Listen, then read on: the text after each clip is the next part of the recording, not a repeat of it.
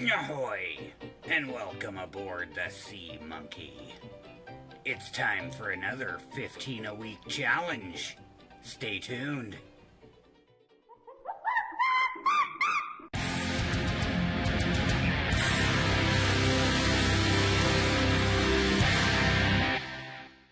What is up, everybody? Welcome back to week 3 of the $15 a week challenge put forth by Cheshire Keith and Heads or Tails Living.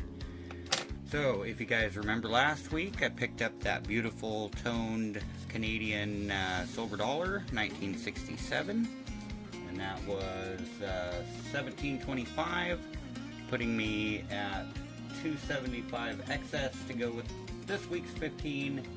For a total of $17.75, and I spent $11.07 of it on, yes, yet again, another Canadian dollar. This Canadian dollar, however, is an 1864 to 1964 centennial.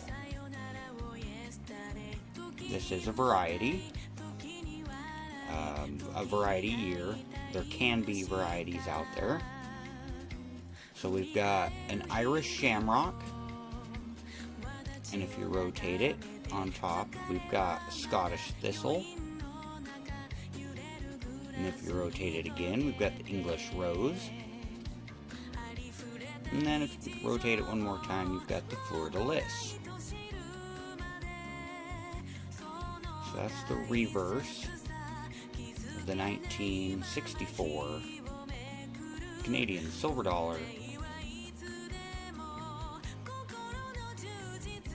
And the variety on this comes from the fact that during the hubbing process, the creation of the die, the hub can wear out and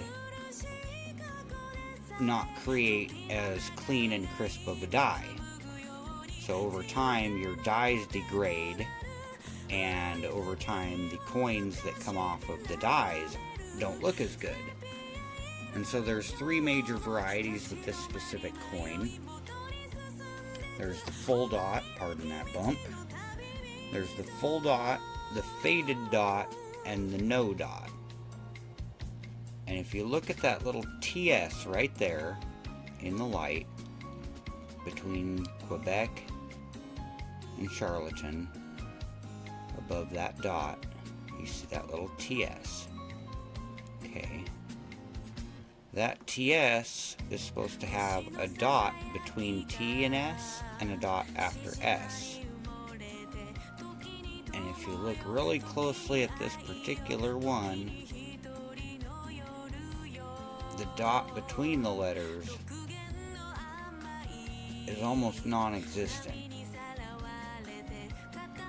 They have this labeled as a no dot, but in certain lighting, like right there, you can see it. See that? There's still just a teeny nub of a dot there.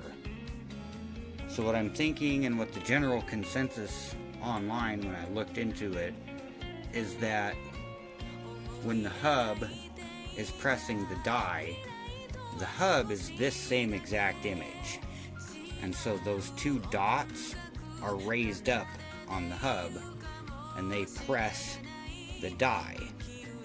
And so when these nubs degrade, they don't press into the die as deeply, and so it doesn't create as deep of a hole in the die. So when the die presses the coin, not as much metal goes up into the hole. There's not as big of a hole there for the metal to go up into. And so you end up with a worn or completely missing dot in between T and S. Like I said, on this one you can still kind of see it, but you look at it with a magnifying glass at least, and you can tell it's not a complete dot. I don't have a coin scope yet. I am working on that. Once I get the coin scope, I can drop this under there and get an even better look. But it's definitely not a full dot. But it's an $11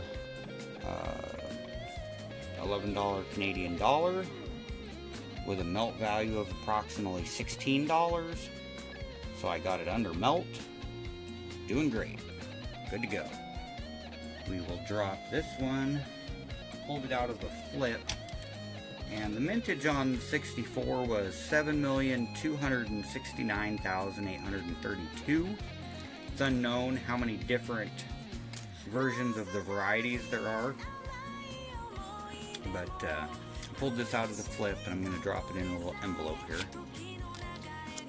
I kind of like these guys. And I'll drop that in here. The other one. I've got the 2 Canadian dollars. Got the 2 40% halves. And we are good to go for week 3. Alright everybody, I'd like to thank y'all for watching. I'd like you to go check out Cheshire Keith and or Heads or Tails Living if you haven't checked out either one of them. They're both great guys, awesome channels, and this whole $15 a week thing is their brainchild. And I was super stoked when I heard about it because honestly I felt like the $10 a week challenge was a little tough to meet the criteria and still feel like you got anything worth going after. I don't know, call me weird, but I feel like it's not really a good use of time to go to the LCS and come back with 3 dimes. Just my opinion. But, you know, my LCS is within walking distance even, and I feel that way, so.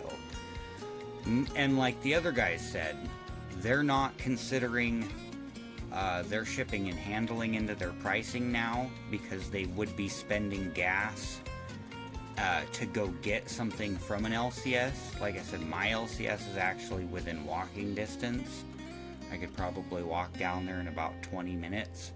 And I live in a pretty small town. I can walk from one side of the town to the other in about 35-40 minutes. So I'm actually figuring shipping and handling costs into mine, but I'm still picking up pretty decent stuff because honestly I refuse to pay too much for stuff, and I will scour and scour and scour eBay until I find a good deal. On that note, this is Sea Monkey signing off. Remember to go check out Cheshire Keith, Heads or Tails Living. Have a good night, and God bless.